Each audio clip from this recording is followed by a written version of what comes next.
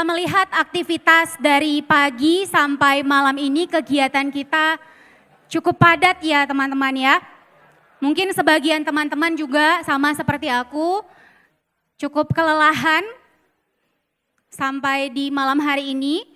Namun di tengah kondisi ini kiranya kita kembali menghayati kesempatan kita berkumpul pada malam hari ini untuk beribadah dan secara khusus berdoa itu adalah anugerah Tuhan. Satu momen yang istimewa kita bisa berkumpul dari berbagai kampus, dari berbagai fakultas yang ada di Jakarta dan regional, sama-sama berdoa, secara khusus berdoa untuk bangsa dan juga kondisi pelayanan kita.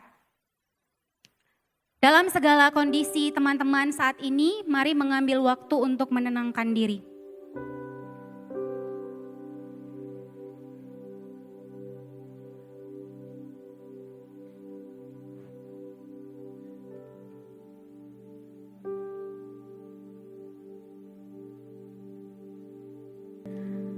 Allah telah memilih kita sebagai umat-Nya. Ia telah menebus dan memberikan identitas serta panggilan yang baru bagi kita.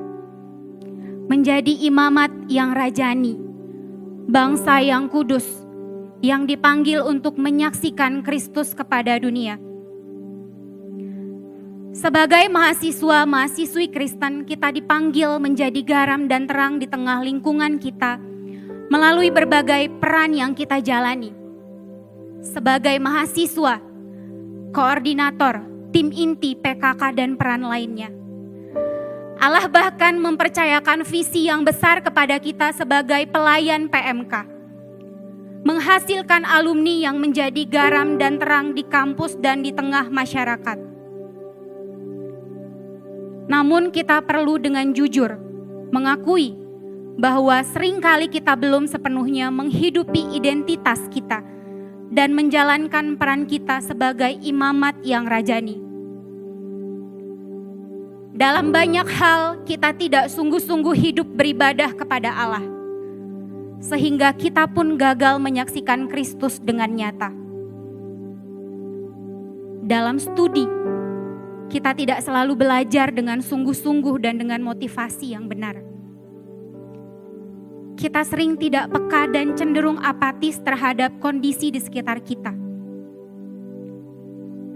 Sebagai PKK atau koordinator, kita kerap belum mengarahkan murid-murid dan jemaat yang kita layani untuk peka terhadap realitas sekitar, termasuk kondisi bangsa ini. Kita kurang berjuang membentuk murid yang peduli dan terlibat. Sebagai komunitas PMK Jakarta dan regional, kita juga kerap gagal memelihara kesatuan. Padahal melalui kitalah umat Allah yang telah dicelikan mata rohaninya. Orang-orang yang belum percaya dapat mencicipi shalom Allah, menikmati pengharapan dari Allah. Padahal melalui hidup kitalah lingkungan sekitar seharusnya dapat mencicipi karya penebusan Allah di dalam Kristus. Di tengah segala kegagalan kita menjalankan peran sebagai imamat yang rajani, kita patut bersyukur karena pada malam hari ini Allah telah memanggil kita untuk datang kepadanya dan bersekutu dengannya. Dan umatku yang atas namaku disebut merendahkan diri, berdoa dan mencari wajahku, lalu berbalik dari jalan-jalannya yang jahat, maka aku akan mendengar dari sorga dan mengampuni dosa mereka, serta memulihkan negeri mereka. Meresponi penyataan kasih dan kemurahan Allah yang mau mengampuni, memulihkan dan kembali memakai kita sebagai alatnya. Marilah kita datang kepadanya dengan rendah hati, mengakui dosa-dosa kita kepadanya. Saat ini mari secara pribadi kita mengaku dosa di hadapan Allah.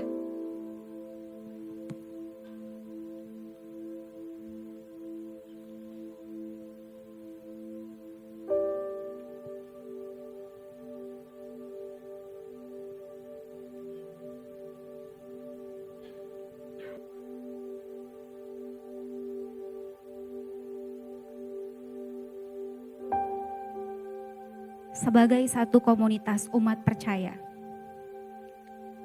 mari kita juga mengakui dosa kita dengan menaikkan pujian. Pulihkan negeri kami dengan berdiri.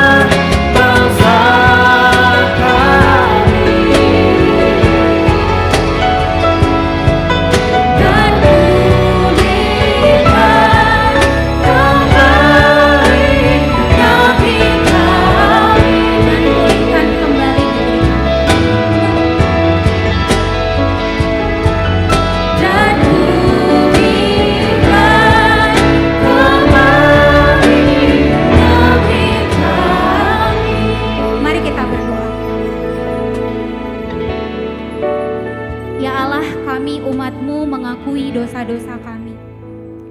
Ampuni kegagalan kami dalam memahami rencana dan pekerjaan-Mu bagi dunia yang telah Engkau rancang dan kerjakan melalui umat tebusan-Mu termasuk kami. Ya Roh Kudus, arahkanlah hati kami kepadamu. Tolong kami semakin memahami kerinduan-Mu bagi Indonesia. Dan berikan kami kepekaan terhadap kebutuhan bangsa dan negara kami. Ubahkan juga kehendak kami, agar kami taat melakukan kehendak-Mu. Dan mampukan jugalah kami menjadi jawaban atas doa-doa kami. Di dalam nama Tuhan Yesus Kristus yang memanggil kami untuk ambil bagian di dalam misi-Mu, kami berdoa. Amin. Teman-teman dipersilakan untuk duduk. Wujud kita berbalik kepada Tuhan. Hari ini kita mau belajar untuk peduli.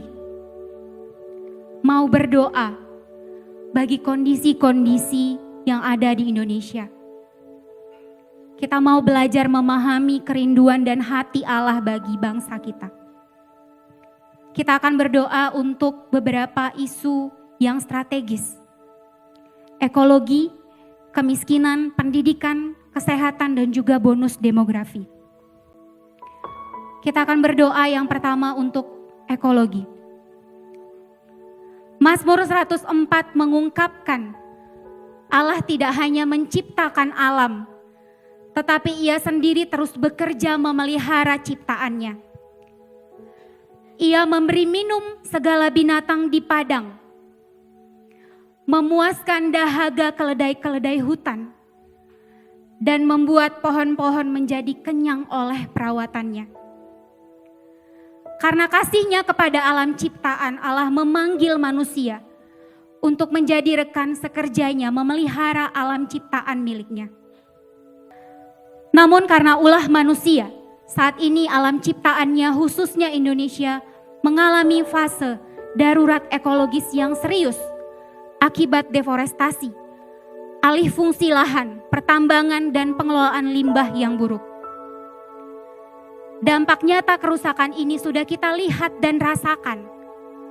Kita melihat semakin meningkatnya bencana ekologis seperti banjir, tanah longsor, kekeringan, serta kebakaran hutan dan gambut. Saat ini mari kita merendahkan diri, kita berdoa mengakui dosa ekologis bangsa kita. Mengakui kegagalan pemerintah dan para penguasa yang berperan dalam membawa kerusakan lingkungan. Yang menghambat ciptaan untuk menyaksikan kemuliaan Allah. Mari kita mengakui dosa ekologis bangsa kita.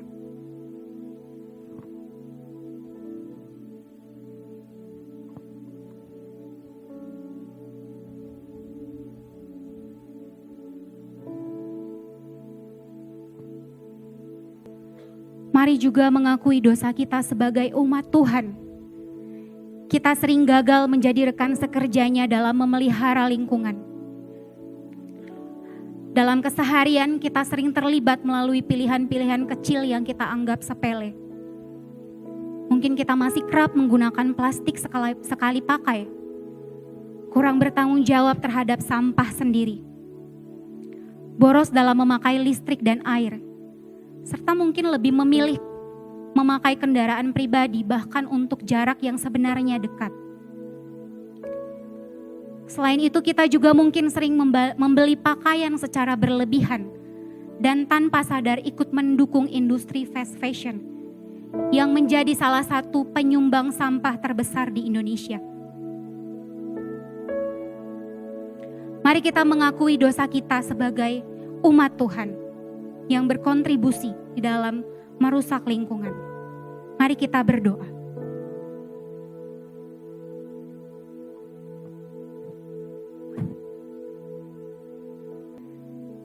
Kita akan berdoa untuk pengelolaan sampah di Indonesia. Mari sebelumnya kita melihat sebuah video tentang informasi lain pemirsa, longsor gunungan sampah di TPST Bantar Gebang menelan korban jiwa. Kementerian Lingkungan Hidup menegaskan bahwa tragedi ini merupakan alarm keras untuk segera menghentikan pengelolaan sampah dengan metode open dumping atau pembuangan terbuka. Penggunaan metode open dumping di Bantar Gebang dinilai melanggar Undang-Undang Nomor 18 Tahun 2008 karena sistem yang ada tidak lagi mampu mereduksi risiko keamanan bagi warga.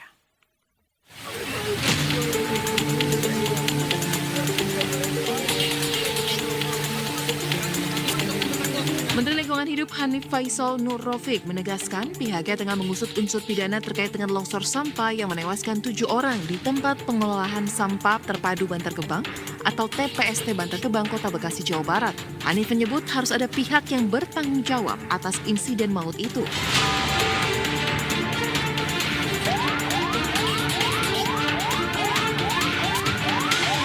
Saat meninjau lokasi longsor pada Minggu 8 Maret silam, Hanif menekankan pihak yang bertanggung jawab akan ditindak sesuai dengan Undang-Undang Nomor 32 Tahun 2009 tentang Perlindungan dan Pengelolaan Lingkungan Hidup.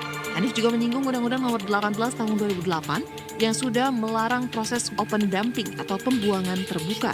Kementerian Lingkungan Hidup akan menyelidiki unsur kelalaian open dumping termasuk mencari tahu kepada semua pihak yang terlibat. Sesuai dengan Mandat Undang-Undang 18 2008 bahwa kita diminta melakukan penanganan timnya sesuai normanya di tanggal Undang-Undang 18 2008 adalah tidak boleh ada open dumping 5 tahun sejak undang-undang itu. Namun demikian TPA ini masih open dumping. Jadi open dumping ini sejak tahun 1989 sampai hari ini artinya paling tidak umurnya paling singkat juga untuk setahun. Jadi dengan kapasitas ini tentu sampahnya yang dibutuhkan mungkin lingkungan kita lebih dari 80 juta ton. Nah setiap tahunnya hampir 2,5 sampai 3 juta ton yang ditimbun di TPA ini cukup berbahaya. Longsor sampah di TPA Bantar Gebang yang menelan korban jiwa menunjukkan bahwa pengelolaan sampah di Indonesia berada di bawah tekanan besar. Volume sampah terus meningkat sementara pengurangan di sumber dan pengolahan masih terbatas.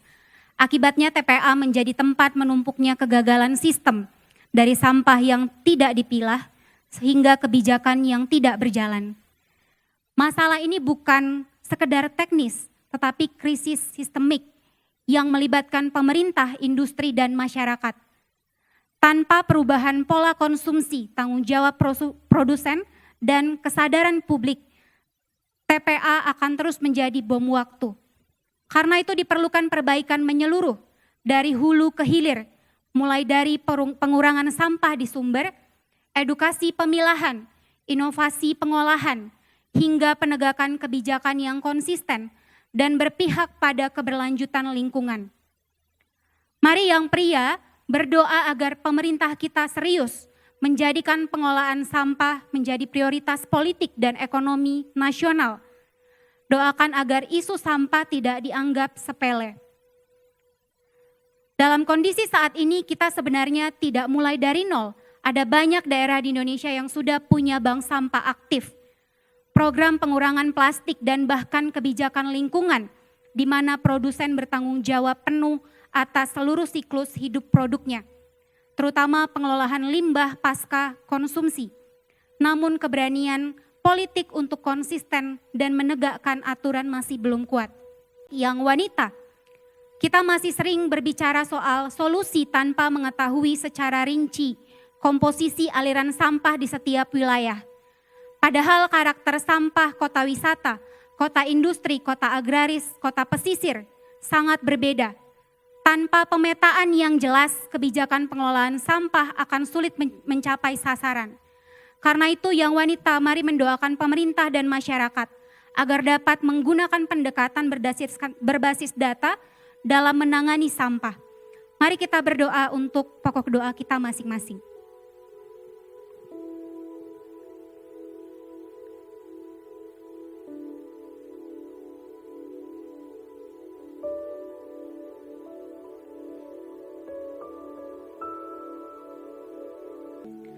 Yang pria, mari berdoa agar kita, masyarakat Indonesia mempunyai kesadaran akan tanggung jawab kita sendiri akan sampah yang kita hasilkan.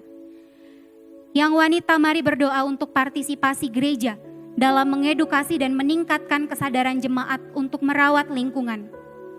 Mari kita doakan agar semakin banyak gereja yang melakukan kampanye hidup sederhana dan tidak konsumtif, memberikan edukasi memilah sampah, bekerja sama dengan komunitas lingkungan mendukung program pengelolaan sampah di tingkat lokal, melakukan praktik langsung di lingkungan gereja. Mari kita menaikkan kerinduan ini kepada Allah.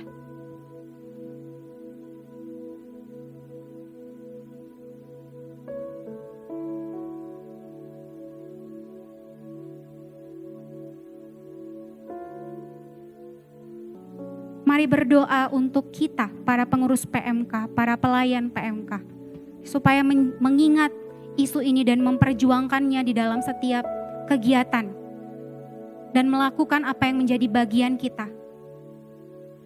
Mari kita berdoa.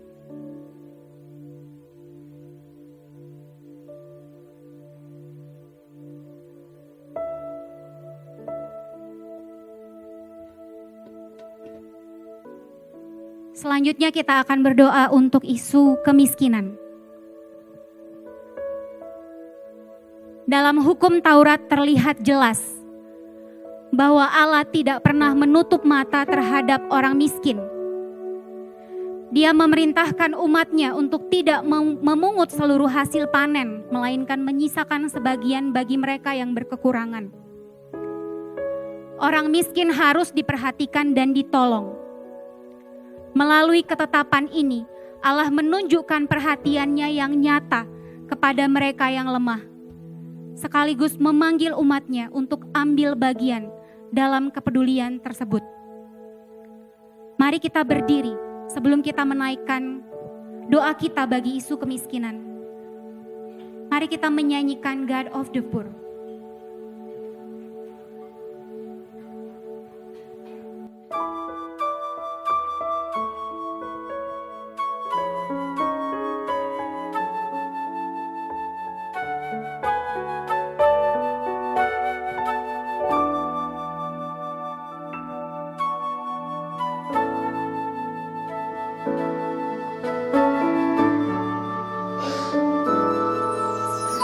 Bumi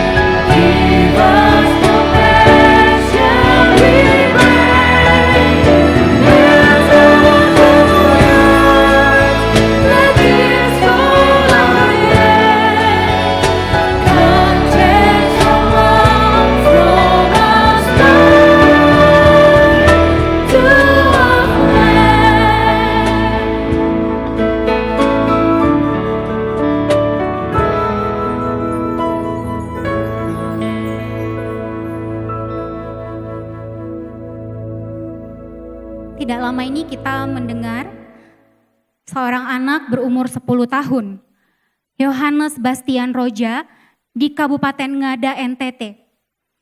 Dan ini menyadarkan kita bahwa kemiskinan ekstrim masih nyata di negeri ini, terutama bagi mereka yang tinggal di pelosok perdesaan. Yohanes mengakhiri hidupnya dengan menggantungkan diri di pohon yang ada di kebun neneknya pada Januari 2026. Ia putus asa melihat kemiskinan keluarganya. Sehari sebelumnya ia meminta sang ibu membelikan buku tulis dan pena yang harganya tak sampai 10.000. Ibu yang memiliki 5 anak ini tak bisa memenuhinya karena tak punya uang. Yohanes dan keluarganya tinggal di daerah pegunungan. Desa tempat tinggalnya tak jauh dari ibu kota kabupaten, tapi tak ada jalan di sana yang memadai. Tingkat kemiskinan di sana sangat tinggi. Mayoritas masyarakat hidup dari perkebunan cengkih, kopi, dan ubi dengan akses infrastruktur dan ekonomi yang terbatas. Banyak keluarga miskin tidak mendapatkan bantuan sosial. Pendidikan gratis termasuk alat tulis yang seharusnya ditanggung negara. Pendidikan gratis hanya ada di dalam teori bagi mereka. Mari memohon perlindungan Tuhan bagi anak-anak dan keluarga miskin di negeri ini. Doakan untuk para pemimpin dan pemerintah. Kiranya Tuhan membukakan hati mereka agar sungguh peduli pada anak-anak yang hidup dalam kemiskinan, terutama di daerah terpencil seperti Ngada. Mari memohon hikmat bagi pemerintah dalam membangun infrastruktur dan membuka akses ekonomi, sehingga keluarga miskin utamanya di daerah-daerah pelosok dapat hidup layak dan anak-anak tidak mengalami putus asa. Mari dengan berbuka suara kita berdoa bagi isu ini.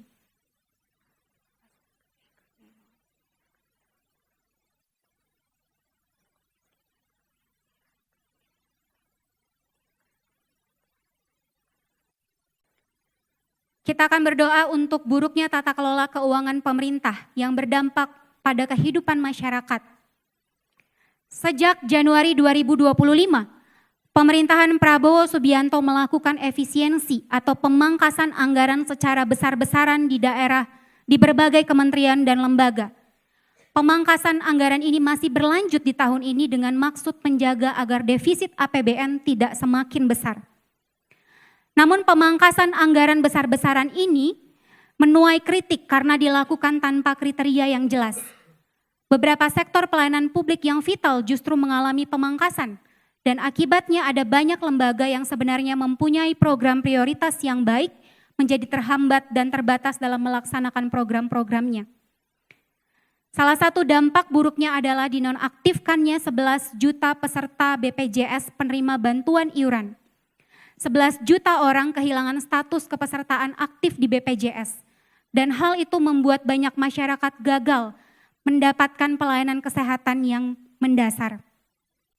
Kita juga mendengarkan penggunaan anggaran yang kurang bijak beberapa waktu yang lalu muncul mengenai program Koperasi Desa Merah Putih.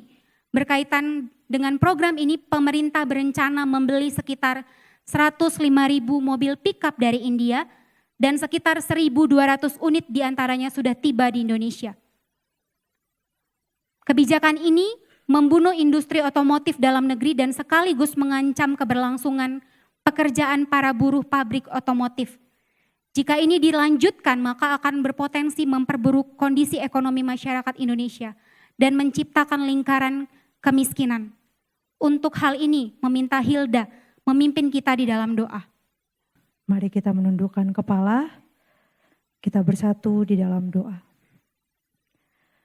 Terpujilah Engkau ya Allah Tritunggal, Bapa, Anak, dan Roh Kudus, Allah yang hidup dan yang terus menyatakan kuasa-Nya bagi kami, memulihkan umat dan meneguhkan pengharapan bagi kami untuk selama-lamanya.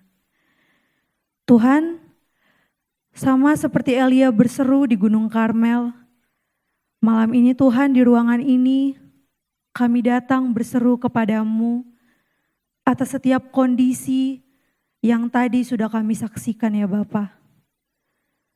Engkau melihat Tuhan bagaimana bangsa dan negara kami dalam pergumulan ekonomi yang terjadi di tengah kebijakan pemangkasan anggaran, bagaimana banyaknya terganggu pelayanan publik di daerah, dan kemiskinan yang masih merajalela di bangsa kami ya Bapa.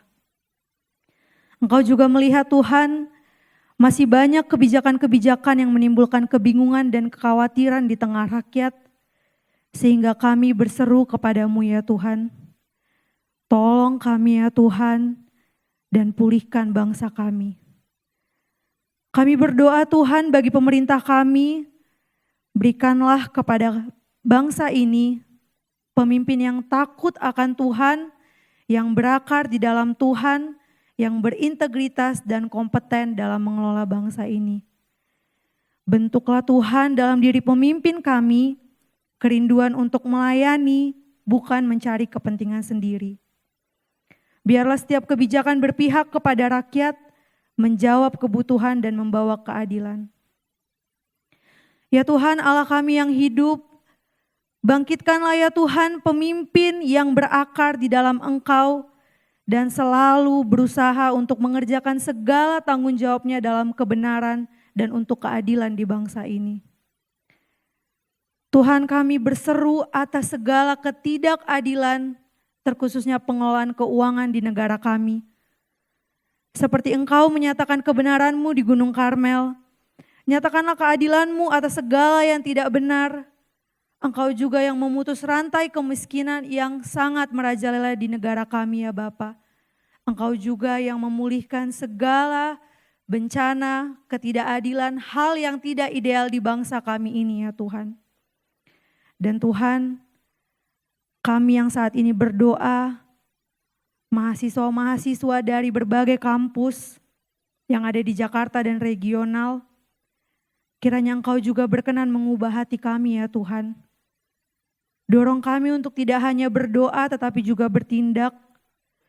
Jauhkan kami dari sikap apatis dan nyalakan kembali kasih kami kepada bangsa ini. Mampukan kami Tuhan dalam peran kami di kampus untuk menjadi alat pemulihan-Mu melalui tindakan yang sederhana dan nyata. Penuhi kami dengan Roh Kudus-Mu agar kami setia menjadi saksi Kristus dimanapun Tuhan tempatkan kami. Secara khusus Tuhan kami berdoa agar makin banyak anak-anak PMK yang masuk dan terlibat dalam diskusi-diskusi publik dan membawa nilai-nilai kerajaan Allah ke dalam diskusi itu ya Tuhan. Kami terkhusus berdoa Tuhan bagi teman-teman yang ada di Jakarta dan regional, berdoa bagi FEB UPN Veteran, FEB Universitas Tarumanegara, FEB Untirta, FISIP UPN Veteran Jakarta, FEB dan VIA di ISIP Jakarta, dan kampus-kampus lainnya. Kiranya Tuhan yang boleh terus perlengkapi setiap kami untuk mau mewujudkan tata kelola di negara ini melalui peran kami masing-masing dan mewujud nyatakan apa yang boleh kami dapat dari kampus. Seperti Engkau menjawab doa Elia dengan api dari langit dan kemudian menurunkan hujan yang memulihkan tanah, Engkau juga Tuhan, hanya Engkau satu-satunya yang sanggup memulihkan bangsa dan negara kami. Tuhan, kami terbatas, kami tidak mampu, tapi oleh karena kuat kasih karunia-Mu saja, oleh karena perkenanan-Mu saja, setiap kami boleh Tuhan pakai untuk jadi alat pemulihan bagi bangsa ini. Inilah doa kami ya Bapa. Kami datang bukan karena kami kuat, tapi karena kasih karunia-Mu dan pertolongan oleh karena Roh Kudus.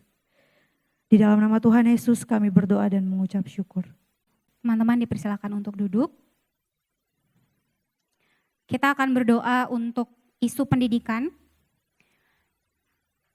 Dalam Kejadian 1 ayat 26 sampai 27 dinyatakan bahwa manusia diciptakan menurut gambar dan rupa Allah. Sebagai gambar Allah, manusia memiliki kemampuan moral, spiritual, dan intelektual untuk mengelola ciptaan. Namun kemampuan itu perlu dibentuk. Pendidikan memegang peran penting dalam mengembangkan manusia agar mampu menjalankan mandat Allah secara bertanggung jawab atas bumi.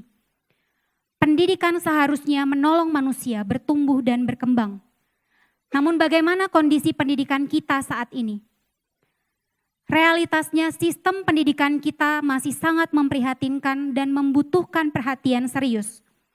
Karena itu diperlukan pembenahan dan reformasi pendidikan di Indonesia secara holistik, secara menyeluruh.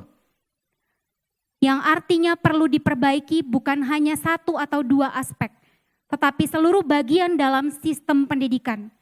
Tujuan pendidikan, peserta didik, pendidik, kurikulum, metode pembelajaran, sarana dan prasarana, manajemen, evaluasi hingga lingkungan pendidikan, semua itu perlu diperbaiki. Kita akan berdoa yang pertama untuk literasi dan kemampuan dasar. Sebelumnya mari kita menyaksikan video. Informasi lainnya, Good People. Viral di media sosial, sejumlah siswa SMA gagal menjawab soal pembagian sederhana. Hal ini pun seperti pertanda dunia pendidikan sedang tidak baik-baik saja.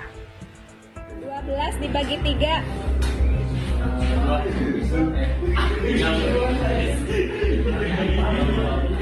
Kalau udah jawab boleh minggir aja langsung ya, kayak Hanif tadi. 24 dibagi 3.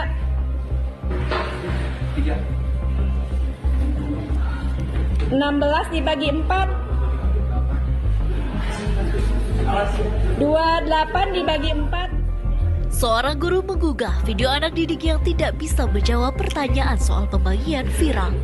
Anak didiknya yang merupakan siswa SMA berbaris dan harus menjawab. MPR, Majelis MPR ya, Majelis Permusyawaratan Republik.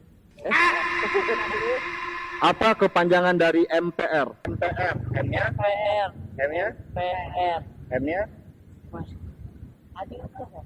M-nya tadi? Masa. C-nya? Peroleh. R-nya? Kita kembali dalam kabar utama pagi.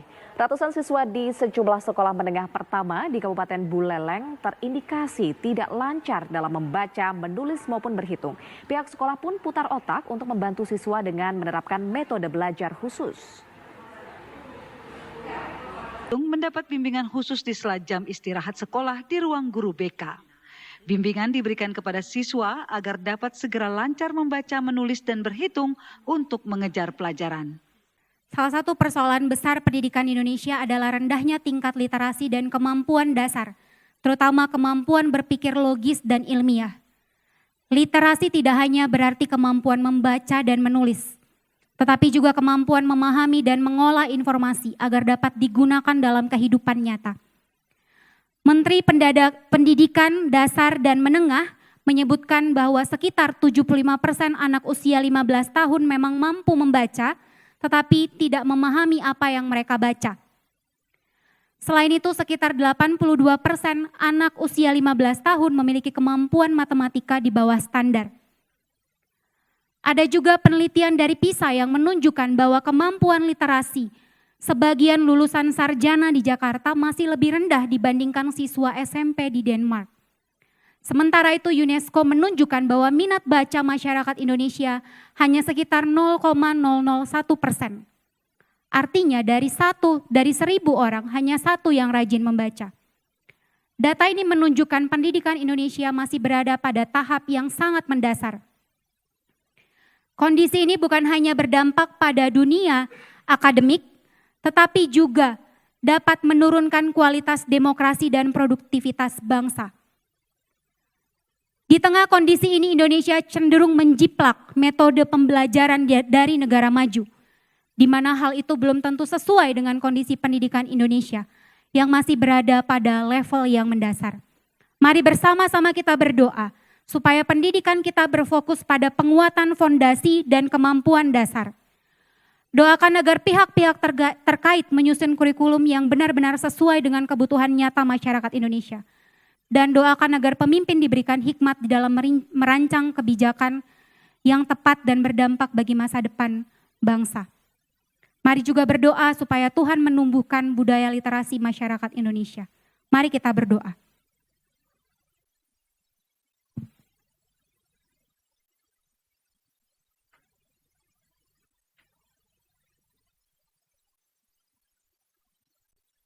Kita akan melanjutkan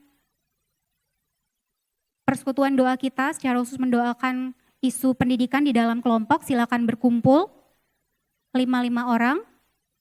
Di situ ada kertas. Teman-teman bisa membacakan lalu kemudian mendoakan. Sekaligus saja didoakan pokok-pokok doanya. Setelah selesai mendoakan kebijakan dan program pendidikan, teman-teman bisa lanjut mendoakan sarana dan prasarana. Sama dibacakan, ada satu orang yang membacakan lalu membacakan pokok doanya, lalu berdoa bersama-sama, lalu melanjutkan membaca tentang kondisi pendidik, dan juga langsung mendoakan pokok doa tentang pendidik. Jadi ada 3 kali kesempatan untuk membaca dan berdoa.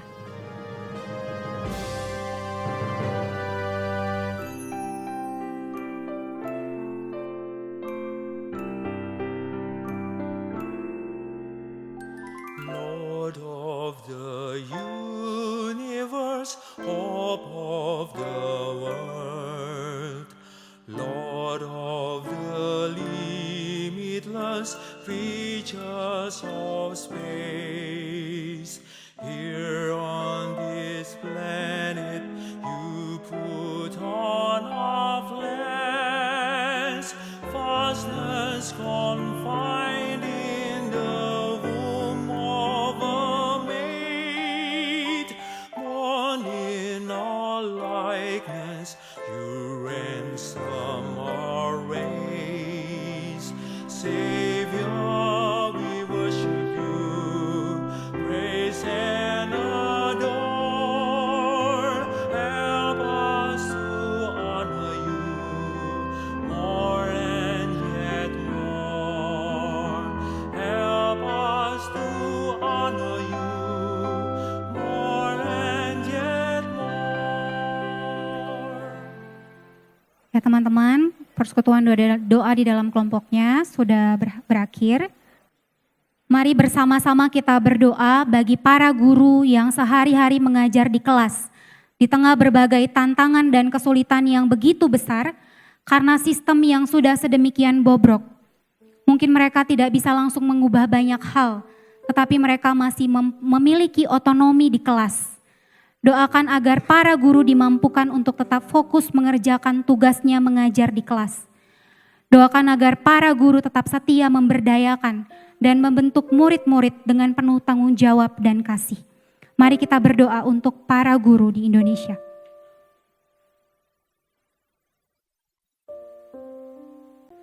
Kesenjangan pendidikan di Indonesia masih tinggi, terutama antara wilayah perkotaan dan daerah terpencil. Salah satu alumni binaan pelayanan mahasiswa yang berjuang menjadi pengajar di daerah terpencil adalah Desi Wikibal. Kita akan mendengarkan sharingnya. Video ini sempat diputar di KNM 2025, tapi kita akan kembali mendengarkannya dan berdoa bagi Desi Wikibal dan juga rekan-rekannya yang melayani di Papua Pegunungan. Halo, perkenalkan nama saya Desi Natalia Wikibal. Saya saat ini tinggal di DKI Yaukimo, Kabupaten Yaukimo, dan saya berprofesi sebagai seorang guru di SD Negeri GIG. Saya pernah kuliah di Jayapura, di Universitas Cendrawasih, dan ikut dalam pelayanan perkantas. Saya di KTB dan saya juga melayani pelayanan siswa sebagai tim pembimbing siswa. Yang saya dapatkan selama saya menjadi seorang AKTB di Jayapura, saya belajar untuk hidup takut akan Tuhan, hidup bagaimana meninggalkan dosa, dan juga bagaimana mentuhankan Tuhan di dalam diri saya. Serta saya menemukan panggilan hidup saya, kemana Tuhan memanggil saya. Dan bersyukur itu yang menjadi pegangan bagi saya. Setelah saya menjadi alumni, saya kembali ke daerah dan saya mengikuti tes CPNS. Saya diterima dan ditugaskan di SD Negeri GIG saat ini. Tantangan yang saya hadapi ketika saya berada di mengerjakan pelayanan di SD Negeri GIG, jarak yang agak jauh dari kota ke tempat tugas saya di SD ini sekitar 45 menit, dan pada saat berkendara menggunakan motor kadang-kadang ada rasa ketakutan yang timbul di dalam diri karena saya sebagai seorang perempuan masuk keluar hutan, ada rasa takut yang kadang timbul ketika jalan di tengah hutan nanti orang bikin saya atau bagaimana begitu. Tapi penyertaan Tuhan sempurna sampai sejauh ini Tuhan menyertai. Saya boleh pulang pergi dari kota ke SD Negeri Keike dengan selamat di tengah hutan yang begitu besar, tapi Tuhan menyertai. Itu tantangan yang saya hadapi di tengah ini. Yang kedua adalah tantangan yang saya hadapi kadangkala bersama dengan orang tua, ada yang pro, ada yang kontra terhadap kehadiran saya, sehingga kadangkala terjadi masalah. Tapi masalah itu dapat bisa selesaikan dengan baik juga. Alasan kenapa sampai saat ini masih bertahan mengerjakan pelayanan Tuhan di tempat ini, panggilan yang Tuhan kasih di dalam hati untuk mengerjakan pelayanan di tempat ini. Itu yang mendorong, memberikan semangat. Ketika kadangkala mengalami kejenuhan, kebosanan, Tuhan terus memampukan dan untuk mengerjakan pelayanan di tempat ini.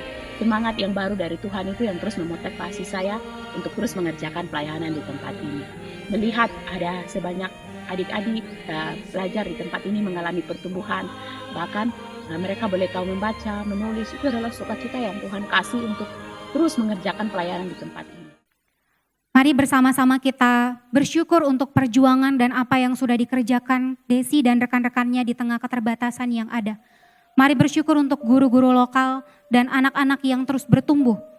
Doakan Desi Wikibal dan guru-guru lokal dalam kerjakan panggilannya di tengah berbagai tantangan yang ia hadapi. Kiranya Tuhan terus memperbaharui semangat dan sukacita mereka dalam mengerjakan panggilan. Mari kita bersama-sama berdoa.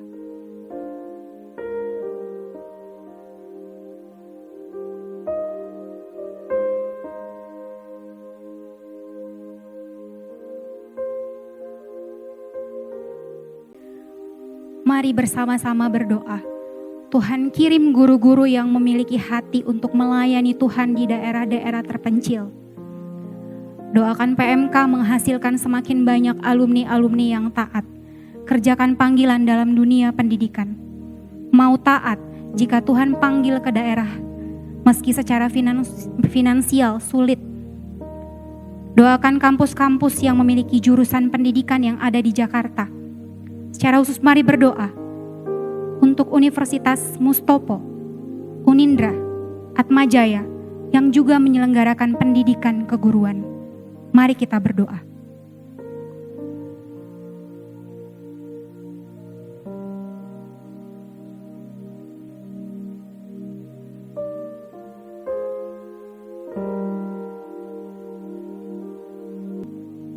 Kita akan berdoa untuk satu isu kesehatan.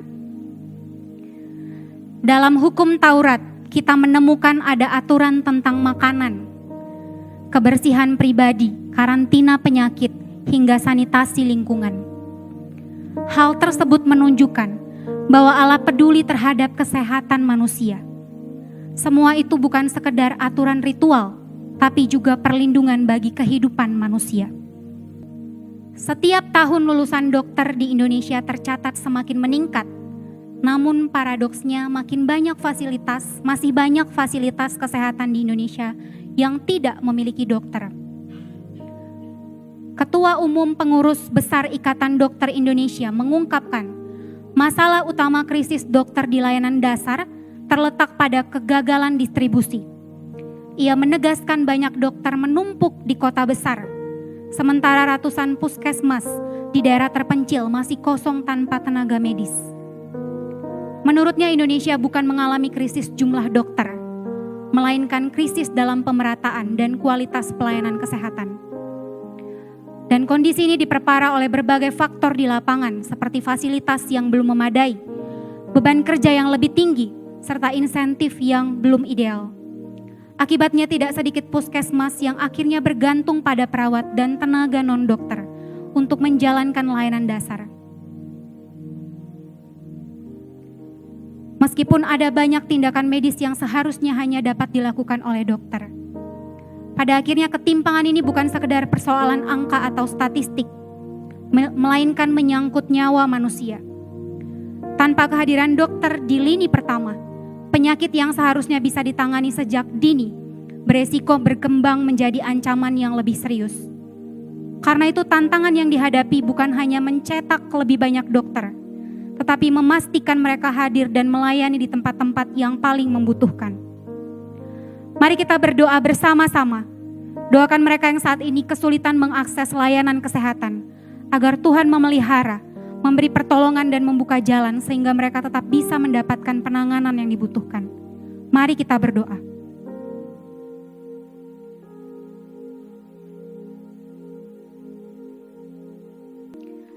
Yang wanita berdoa agar pemerintah memiliki hikmat dan integritas dalam memperbaiki sistem kesehatan, mulai dari distribusi, insentif, hingga penyediaan fasilitas yang layak. Yang pria, mari secara khusus berdoa bagi anak-anak Tuhan yang berada di kampus-kampus medis Jakarta dan regional. Kiranya melalui PMK Tuhan bentuk dan hadirkan dokter-dokter yang mempunyai jiwa misi. Mari berdoa agar Tuhan memberi hati yang rela melayani bagi para dokter dan calon dokter. Mari berdoa supaya mereka mempunyai keberanian untuk ditempatkan di daerah yang sulit, serta kekuatan menghadapi keterbatasan fasilitas, beban kerja, dan tekanan di lapangan. Secara khusus yang pria berdoa untuk persekutuan di FK UPN Veteran Jakarta, FK Taruma Negara, FK Trisakti, FK Atmajaya. Mari kita berdoa untuk bagian kita masing-masing.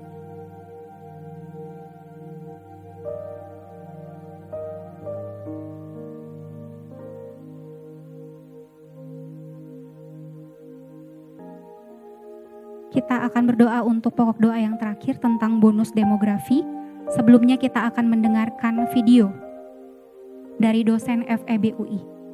Halo, salam kenal. Saya Elda Pardede dari program studi Magister Ekonomi Kependudukan dan Ketenagakerjaan, Fakultas Ekonomi dan Bisnis Universitas Indonesia. Saya ingin membagikan sedikit pemahaman saya mengenai bonus demografi di Indonesia, apakah menjadi beban atau berkah yang berhubungan dengan visi Indonesia Emas 2045, yang tentunya bergantung pada kualitas sumber daya manusia Indonesia yang akan saya tekankan pula di sharing saya ini. Pertama-tama sebelum kita membicarakan bonus demografi, salah satu yang perlu dipahami adalah indikator paling sederhana untuk mengukur bonus demografi disebut sebagai rasio ketergantungan atau dependency ratio. Cara menghitungnya sebenarnya sangat sederhana. Kalau kita bayangkan ada dua penduduk negara A dan penduduk negara B, dan keduanya memiliki struktur umur yang berbeda, di mana penduduk negara B lebih berat di usia produktif. Jadi kalau misalnya kita bagi penduduk kedua negara ini menjadi 3 kelompok umur, yang satu di bawah 15 tahun, lalu 15 sampai 64 tahun, lalu 65 tahun dan seterusnya yang disebut lansia, maka pembagi dari angka rasio ketergantungan ini adalah mereka yang berusia produktif, yaitu 15 sampai 64 tahun. Sebagai ilustrasi kita bisa menghitung dari jumlah gambar-gambar orang-orang di dalam struktur penduduk tadi. Kalau di sini ada 5 orang penduduk usia non-produktif dibagi 2, hasilnya adalah kalau kita kali 100 jadinya 250 penduduk yang tidak produktif ditanggung oleh 100 penduduk usia produktif. Sedangkan untuk penduduk di B, mereka adalah 100 penduduk usia non-produktif ditanggung oleh 100 penduduk usia produktif. Jadi kita bisa bayangkan bahwa dari sisi demografi lebih menguntungkan secara ekonomi untuk memiliki struktur penduduk yang di kanan, ketika rasio kecenderungannya itu lebih rendah, karena artinya beban yang ditanggung yang non-produktif itu jumlahnya lebih rendah. Berkaitan dengan ini, salah satu definisi bonus demografi yang paling sederhana adalah bahwa bonus demografi itu keuntungan ekonomis yang disebabkan oleh menurunnya rasio ketergantungan, karena dengan demikian terjadi pertambahan dari penduduk usia produktif. Misalnya seperti yang dialami oleh Indonesia yang bisa saya tunjukkan di gambar ini, sejak tahun 1950 hingga 2050, Indonesia terus mengalami kenaikan penduduk usia kerja, usia produktif 15-64 tahun. Sedangkan untuk usia lainnya ada yang menurun dan juga nanti belakangan mereka yang berusia tua akan semakin bertambah sehingga kita juga akan menghadapi penduduk usia lanjut atau aging population. Lalu, bagaimana cara kita menggunakan dependency ratio untuk menunjukkan adanya bonus demografi atau tidak? Hal itu bisa kita lihat dari gambar berikut. Di sini ada kotak besar yang berisi bonus demografi, yang kalau kita lihat berarti bonus demografi sudah terjadi sejak akhir tahun 1980-an hingga sekarang. Yang disebut sebagai bonus demografi 2030 itu artinya kurang tepat karena bonus demografi sudah terjadi dan sedang terjadi hingga sekarang. Mungkin yang dimaksud dengan bonus demografi 2030 adalah bagian dari general peluang ini, yaitu ketika dependency ratio dialami Indonesia yang paling rendah. Dan di titik-titik inilah kita bisa memanfaatkan struktur penduduk yang lebih banyak usia kerja tadi seoptimal mungkin untuk keuntungan ekonomis. Nah, kalau begitu Indonesia sekarang sebenarnya sedang menikmati bonus demografi. Jadi ada berkah karena besarnya penduduk usia kerja tadi bisa memberikan kelompok usia menengah yang cukup besar. Juga karena jumlah anak lebih sedikit, hidup anak-anak yang di masa ini juga lebih berkualitas dari sisi misalnya kesehatan dan pendidikan. Untuk itu penting untuk melanjutkan momentum ini untuk memanfaatkan jendela peluang ya. Window of opportunity pada tahun 2035-2040 ketika dependency ratio paling rendah. Nah, mengapa bonus demografi dikatakan bisa menjadi beban? Sebenarnya yang maksudnya adalah tidak otomatis terjadi. Misalnya kita bayangkan bahwa penduduk suatu negara tetap memiliki struktur umur yang menguntungkan, seperti di penduduk negara B. Dependency ratio-nya lebih rendah. Akan tetapi, katakan secara real, yang bekerja dan produktif hanya 1 orang. Maka 1 orang di sini harus menanggung 7 orang non-produktif. Jadi semuanya bergantung pada apakah penduduk usia kerja atau produktif itu benar-benar produktif, benar-benar bekerja. Sehingga untuk itu, kondisi ini bergantung kepada kualitas sumber daya manusianya. Yang akan saya bicarakan di sini adalah kondisi yang dihadapi Indonesia dalam mencoba memetik bonus demografi ini. Yang pertama adalah KB. Kenapa KB itu penting? Akses kontrasepsi penting, pencegahan perkawinan usia dini, karena semua itu berhubungan dengan kesehatan ibu dan anak, dan juga kesejahteraan keluarga. Ada beberapa juga isu kesehatan di Indonesia, seperti banyak bayi dengan berat badan lahir rendah, stunting yang sekitar 19%, underweight, overweight, kemudian prevalensi merokok yang tinggi, sekitar 27%. Dari sisi pendidikan, pencapaian pendidikan kita belum optimal karena rata-rata lama sekolah adalah 9 tahun, berarti rata-rata SMP. Dan tes PISA Indonesia kita rendah karena kita peringkat 69 dari 80 negara. Kemudian kondisi ketenaga kerjaan kita juga yang harus diperbaiki adalah masih rendahnya tingkat partisipasi angkatan kerja perempuan karena artinya kita tidak optimal memanfaatkan struktur tenaga kerja yang banyak itu gitu. Kemudian tingkat pengangguran terbuka orang muda juga cukup tinggi, 17%. Dan kemudian bahwa pekerjaan di Indonesia masih didominasi oleh pertanian dan juga kegiatan informal. Jadi secara singkat, memang bonus demografi sedang terjadi dan itu adalah berkah buat kita.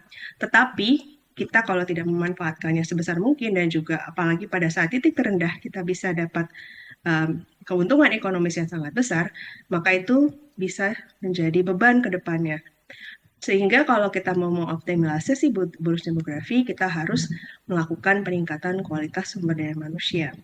Apa yang perlu kita doakan di situ? Kesehatan, pendidikan, dan ketenagakerjaan yang belum optimal, yang saya harapkan teman-teman bisa ikut berperan memperbaikinya dan juga mendoakannya.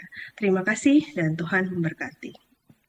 Mari kita berdoa secara khusus tadi untuk peningkatan kualitas sumber daya manusia, bukan hanya supaya kita menikmati manfaat secara ekonomis, tapi kita juga mari berdoa supaya pemerintah memikirkan kebijakan-kebijakan yang juga tidak merusak lingkungan, hanya untuk meningkatkan pertumbuhan ekonomi.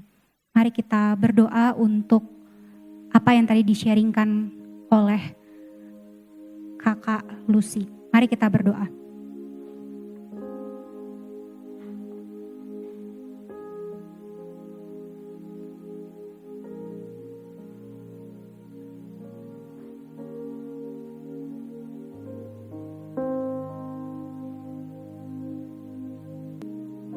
Ya Tuhan, kami sungguh menyerahkan bangsa kami ke dalam tangan-Mu. Kiranya Tuhan tolong kami supaya kami mengerti tentang apa yang menjadi kerinduan-Mu, rencana-Mu bagi Indonesia. Terima kasih untuk kesempatan yang begitu indah.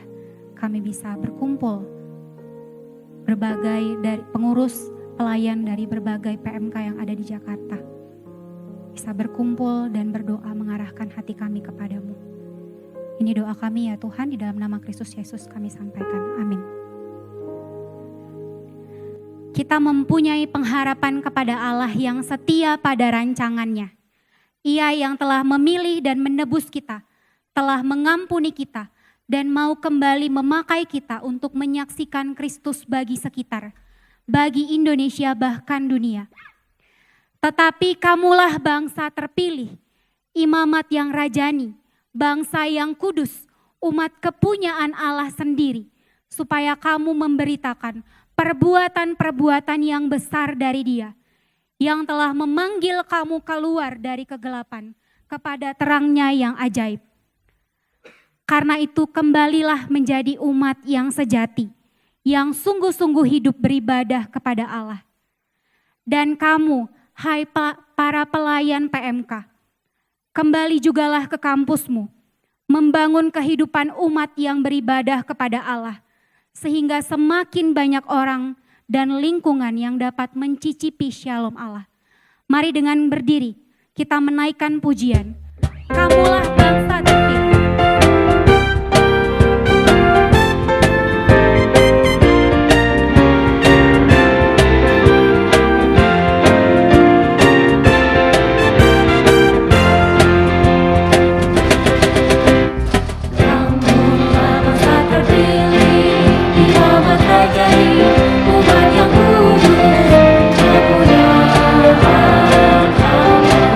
Supaya kamu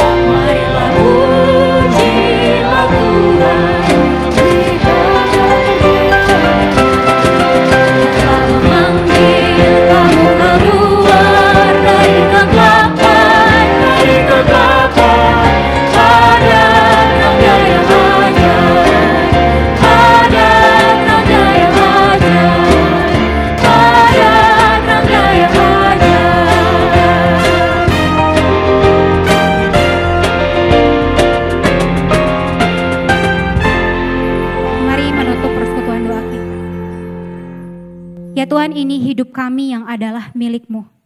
Kami mau menjadi saksi-Mu bagi dunia yang Kau kasih. Roh Kudus Tuhan, kiranya menolong supaya kami terus hidup mengikuti pimpinan-Mu. Terima kasih ya Tuhan untuk persekutuan doa hari ini. Kiranya kami juga rindu untuk membangun, memelihara kehidupan doa pribadi dan juga kehidupan doa di PMK kami. Kami menyerahkan waktu istirahat kami ke dalam tangan-Mu dan menyerahkan rangkaian RK 24 ini ke dalam tangan-Mu. Dalam nama Kristus Yesus kami berdoa. Amin.